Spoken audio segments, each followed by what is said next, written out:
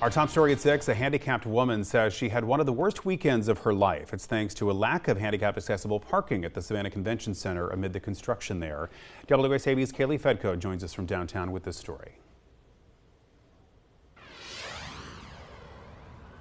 Yeah, thank you, Ben. Although the Savannah Convention Center looks quite beautiful behind me this evening, it's a different story up close, especially the parking lot, considering all this construction that's been going on. It caused Priscilla Gordon, who is in a wheelchair, to have one of the worst weekends of her life, she tells me. Priscilla Gordon is a paraplegic social worker whose pride and joy is her 13-year-old daughter, a competitive dancer. Every year, they attend a competition at the Savannah Convention Center, a 4-day-long affair. After having trouble with parking at last year's competition, Gordon tells me she made a request with the convention center a month in advance to be guaranteed a specific ADA-compliant spot. Not everybody who parks in an accessible spot can get out the car and walk.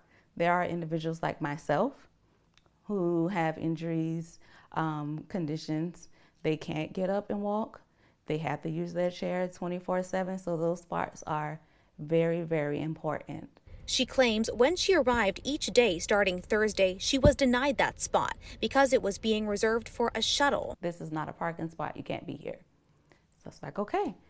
So I'm just gonna have to go home and watch it from a live stream. And the mom's like, this is not right, this is not acceptable.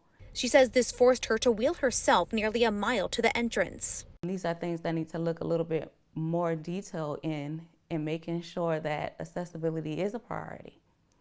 And telling someone, hey, you got to move out of spot for a shuttle with walking people for someone who can't walk, it's unlawful to block off those spaces like that.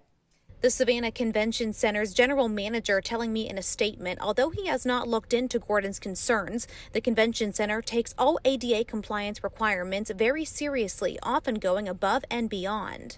Gordon says she reached out to News 3 for help because she doesn't want this to not only happen to her again, but any other handicapped person who goes to the convention center during construction. And I want to bring awareness to the community, especially places like the convention center, because I'm sure we're going to be there next year.